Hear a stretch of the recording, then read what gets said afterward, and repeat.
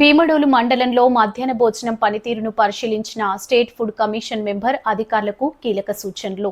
విద్యార్థుల మధ్యాహ్న భోజన పథకంపై అధికారుల పర్యవేక్షణ కొరవడిందని, అధికారులు తరచూ విస్తృత తనిఖీలు చేపడితే విద్యార్థులకు మేలు జరుగుతుందని స్టేట్ ఫుడ్ కమిషన్ సభ్యుడు జక్కంపూడి కృష్ణ కిరణ్ అన్నారు. భీమడోలు మండలంలోని హాస్టళ్లు, ప్రభుత్వ పాఠశాలలు, అంగన్వాడీ కేంద్రాలు, గురుకుల విద్యాలయాల్లో స్టేట్ ఫుడ్ కమిషన్ సభ్యుడు జక్కంపూడి కృష్ణ కిరణ్ ఆకస్మిక తనిఖీలు నిర్వహించారు. ఈ సందర్భంగా విద్యార్థులకు అందిస్తున్న మధ్యాహ్న భోజనం, వంటశాలల పరిశుభ్రత, ఆహార నాణ్యతను పరిశీలించి పలుచోట్ల ఆహారాన్ని స్వయంగా రుచి చూశారు. విద్యార్థులతో మాట్లాడి సమస్యలను చీటీల ద్వారా తెలియజేయాలని సూచించారు. పొలసానిపల్లి గురుకుల విద్యార్థులు చికెన్ సరిగా ఉడకడం లేదని, కొన్ని ఆహార పదార్థాల నాణ్యత బాగోలేదని, కూరగాయలను తరచూ ఒకే రకం వండుతున్నారని ఫిర్యాదు చేసినట్లు కృష్ణ కిరణ్ తెలిపారు. అలాగే భీమడోలు ప్రభుత్వ హై స్కూల్ వంటశాల అపరిశుభ్రంగా ఉండటంతో పాటు పులిహోర నాణ్యత కూడా సంతృప్తికరంగా లేదని విద్యార్థులు చీటీల ద్వారా వెల్లడించినట్లు చెప్పారు. విద్యార్థులకు నాణ్యమైన పరిశుభ్రమైన ఆహారం అందేలా మండల స్థాయి అధికారులు తరచూ పాఠశాలలు, హాస్టళ్లు, గురుకులాలను తనిఖీ చేసి అవసరమైన చర్యలు తీసుకోవాలని ఆయన సూచించారు.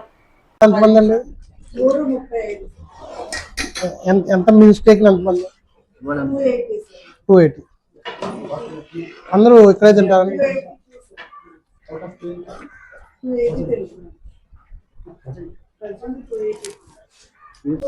చూపించుకోండి.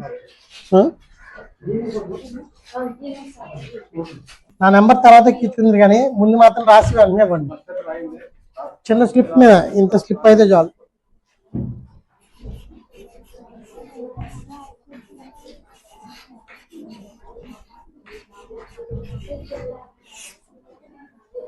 నెంబర్ రాసుకుంది కానీ నా నెంబర్ కన్నా ఫస్ట్ మీ సబ్జెక్ట్, మీ సమస్య ఏది ఉంటే అది రాయండి. మీ పెన్లో అవి లేవంటే కనుక మీ రూమ్లోకి వెళ్ళి రాయండి, ఏ ఇబ్బంది లేదు. డైలీ ఇస్తున్నారా? ఎన్నిసార్లు? డైలీ ఒకసారి ఇస్తున్నారు. వారానికి 6 గుడ్లు ఇస్తున్నారా?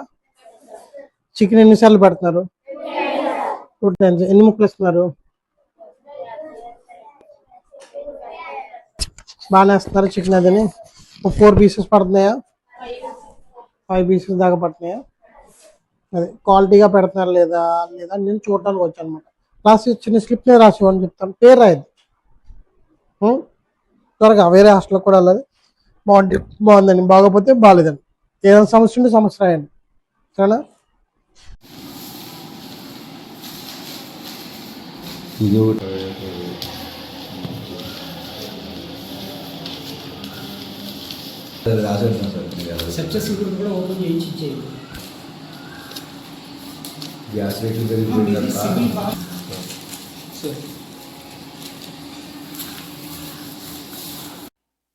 నమస్కారం అండి, నా పేరు కృష్ణకిరణ్.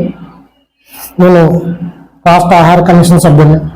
ఇవాళ ఏలూరు పర్యటనలో భాగంగా నిన్న ఈరోజు కూడా ఏలూరు జిల్లాలో పర్యటన చేయడం జరిగింది.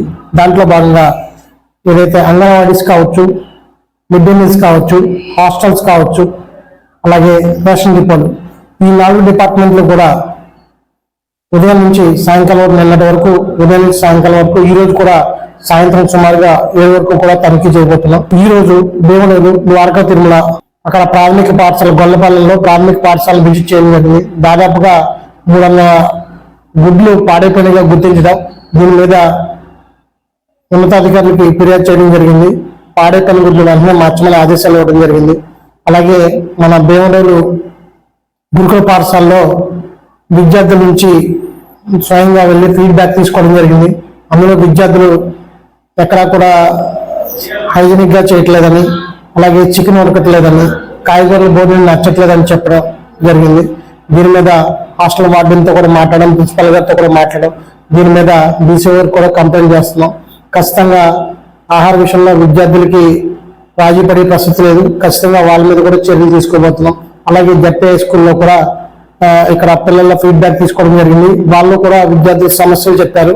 ఆ సమస్యల మీద మాతో పాటు ఎంఏ వారు కూడా రావడం జరిగింది. వాళ్ళు కూడా విచారణ చేయమని చెప్పడం జరిగింది. ఈ జిల్లాలో అంగన్వాడీ కావచ్చు, ఏదైతే హాస్టల్స్ కావచ్చు, మధ్యాహ్నం భోజన పథకం కావచ్చు, ఇక్కడ మేము గమనించిన చిన్న చిన్న మైనస్ లోటుపాట్లు దాదాపుగా 3 డిపార్ట్మెంట్లు కూడా ఉన్నాయి.